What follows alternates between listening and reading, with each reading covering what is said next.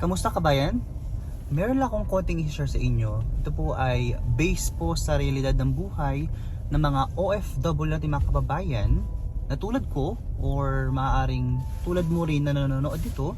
Dati sa Pilipinas, ang tingin ko sa mga OFW natin mga kababayan, ang dami nilang pera. Kasi meron silang magagandang mga sasakyan, magagarbong bahay, kakain sila sa mamahaling restaurant, nakakapag-travel sa iba't ibang bansa, and then nakakagala kung saan saan. Pero nandito na ako, na-realize ko na iba pala ang realidad ng buhay. Ang tunay na tagumpay ay hindi saan bansang naroon ka, nasaang bansa ka man, Pilipinas man yan, or kung saan man. Ang tagumpay ng tao ay nasa sa iyo rin. Kung masipag ka, magtatagumpay ka. Kung ikaw ay batugan, walang mangyayari sa buhay mo.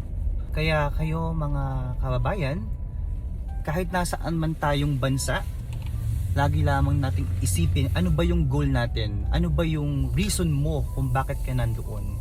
And with that, lagi mong iisipin at lagi mong gagawing motibasyon yung mga bagay na yon para magtagumpay ka. Kasi kung wala kang reason, wala kang rason kung bakit ka pumunta sa lugar na yon, hindi mo ma-achieve yung mga bagay na gusto mong gawin para sa sarili mo or para sa pamilya mo.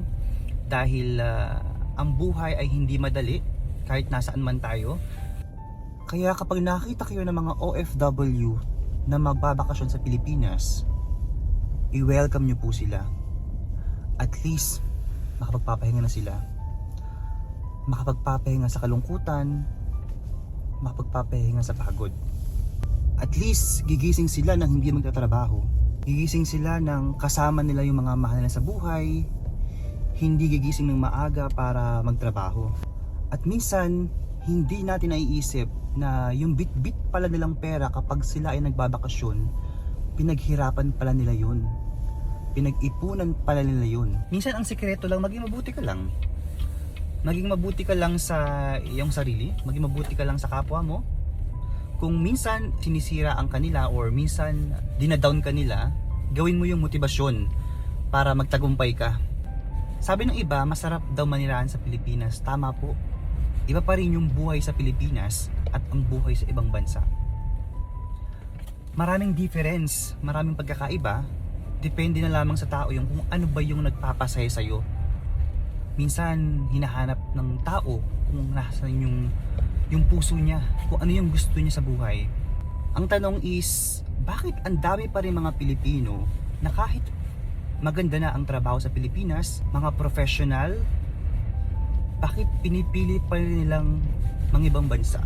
Bakit pinipili pa nilang mag-abroad at maghanap ng ibang mga oportunidad? Well, iba-iba po tayo ng mga experiences. Irespeto na lang po natin yung ano po yung kanilang desisyon sa buhay. And with that, matututunan nila kung ano yung mga bagay na mararanasan nila. Minsan, the best teacher is our experiences. Kung hindi tayo magkakamali, kung hindi ka madadapa, hindi ka matututo. Because at the end of the day, ikaw pa din mismo ang gagawa ng sarili mong kapalaran. I'm not saying this to scare you or discourage you guys. I'm saying all of this because I would like to inform you guys to be ready. You know, if you're planning to work or to live here abroad, kailangan pag-isipan mo mabuti multiple times. Kasi dito, bawal ka ng sumuko. Bawal ka ng umatras. Kailangan panindigan mo kung ano yung nasimulan mo at ipagpatuloy mo lang. Kasi dito ang buhay ay tuloy-tuloy lang. Kaya sa mga kababayan kong OFW, saludo po ako sa inyo. Mabuhay po kayong lahat. Yun lang. God bless.